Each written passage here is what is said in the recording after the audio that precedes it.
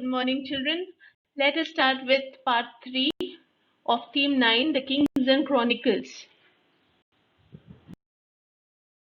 Abul Fazl and the Akbarnama. Children, Abul Fazl was the author of Akbarnama. He was well versed with Arabic, Persian, Greek philosophy and Sufism.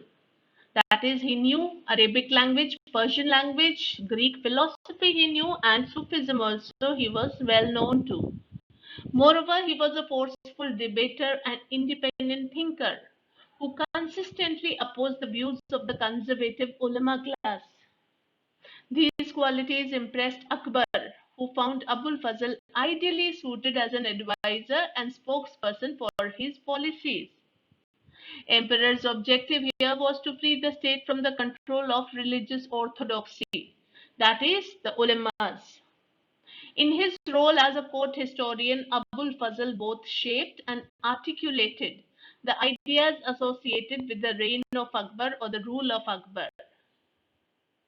Abul Fazl was murdered by Bir Singh Bundela, an accomplice of Prince Salim, that is Jahangir, who conspired the killing.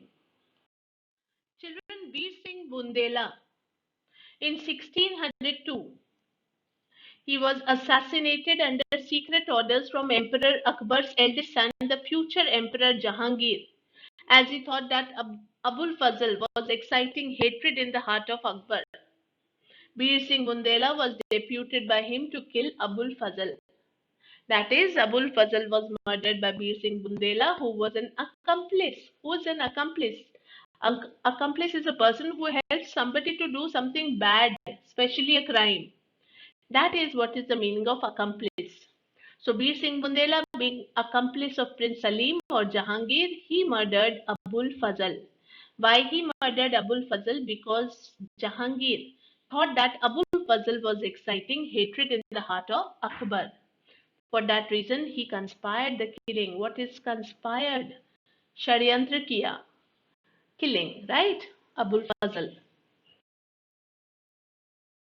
The Akbarnama is one of the important illustrated official histories. The manuscript has an average of 150 full or double page paintings of battles, sieges, hunts, building construction, and fort scenes. That is all there in Akbarnama. In 1589, Abul Fazl worked on the Akbarnama for 13 years, repeatedly revising the draft. 1589 was the time, and he worked for 13 years, revising the draft. The chronicle is based on a range of sources, including actual records of events, that is, वाकई में जो घटनाएं घटी थी. Official documents and oral testimonies of knowledgeable persons is also there in the chronicles. The Akbarnama is divided into 3 books. The first 2 are chronicles and the third is Aine Akbari. This everybody needs to know or has to know and has to keep in mind also. Akbarnama equals to 3 books. First 2 equals to chronicles and third is Aine Akbari. The first volume starts from the history of mankind from Adam to one celestial cycle of Akbar's life, that is 30 years it spread to. The second volume closes in the 46th regnal year or ruling year, that is 1601 of Akbar. The Akbarnama was written to provide detailed information of the political events of Akbar's reign. So what is there in Akbarnama? Detailed information of the politics of Akbar's reign, Akbar's period. The Akbarnama was written to provide a detailed description of Akbar's reign or Akbar's rule in the traditional sense of recording politically significant events across time, as well as in the more novel sense of giving a synchronic or overall picture of all the aspects of Akbar's empire: geographic, social, administrative, and cultural, without reference to chronology. That is, chronology was not considered here. What was there in Akbarnama? The entire structure of Akbar's empire, whether it be geographical structure, social structure, administrative structure, cultural structure, and innate chronology was not that important. In the Ain-e-Akbari, the Mughal Empire is presented as having a diverse population consisting of Hindus, Jains, Buddhists, and Muslims, and a composite culture. Abul Fazl wrote in a language that was ornate. Ornate here is well decorated, and which attached importance to diction. Diction is word selection, and rhythm also was kept in mind, as texts were often read aloud.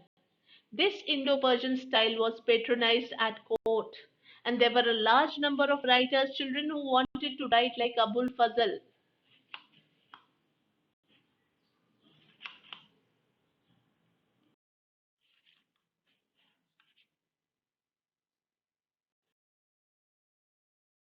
The Badshah Nama.